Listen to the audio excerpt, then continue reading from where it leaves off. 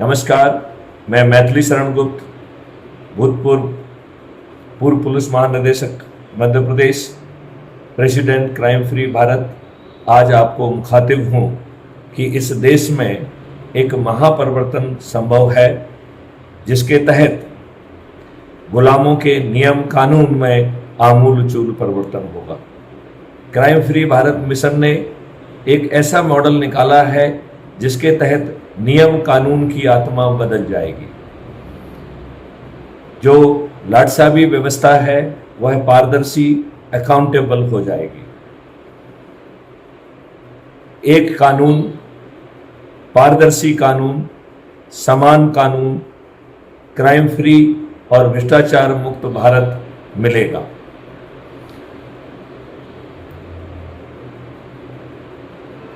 भारत सरकार के पास 20 गुना ज़्यादा पैसा होगा।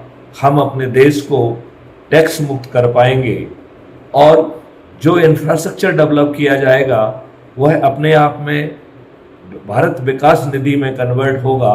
लिहाजा भारत में इंफ्रास्ट्रक्चर के लिए और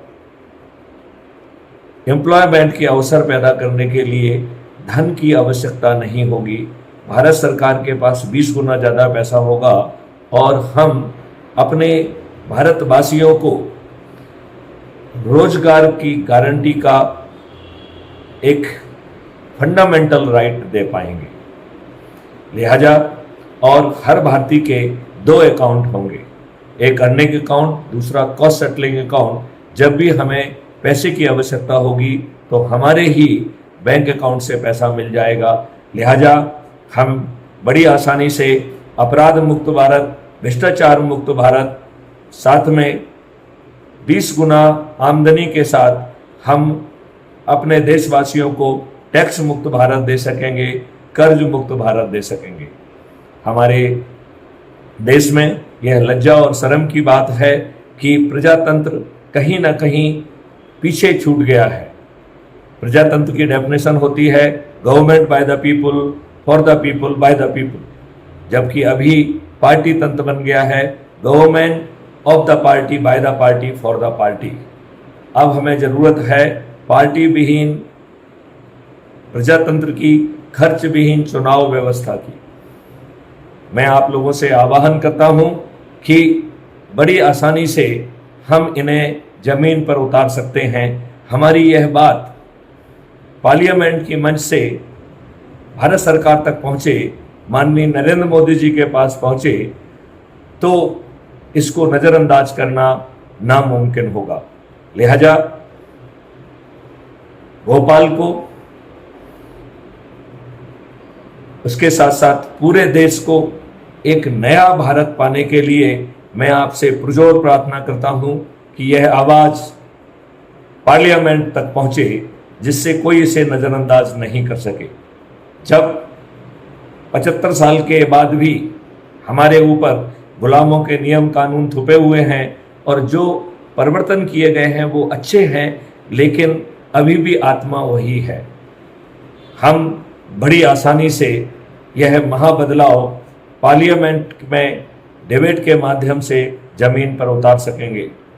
लिहाजा आज की जो पार्टी तंत्र है वह अच्छे लोगों को टिकट नहीं देते हैं, जो कि अभी आपको जान के ताज्जुब होगा कि जिस पार्लियामेंट का अभी समापन हो रहा है इसके 44% मेंबर ऑफ पार्लियामेंट आपराधिक रिकॉर्ड के हैं और लगभग 30% लोग हत्या, डकैती, लूट, किडनैपिंग और बलात्कार जैसे जघन्य अपराध के अपराधी हैं, जिनके ऊपर अपराध पंजीयन है। क्या 140 करोड़ देशवासियों में से हमें 543 अच्छे लोग नहीं मिलते हैं? लिहाजा यह पार्टी तंत्र हमें अच्छा प्रजातंत्र नहीं दे सकता है। यह सब बातें पार्लियामेंट की मंच से उठें और इसका समाधान मिले, जिससे कि हर भारतीय को रोजगार का फंडामेंटल राइट मिले और उसे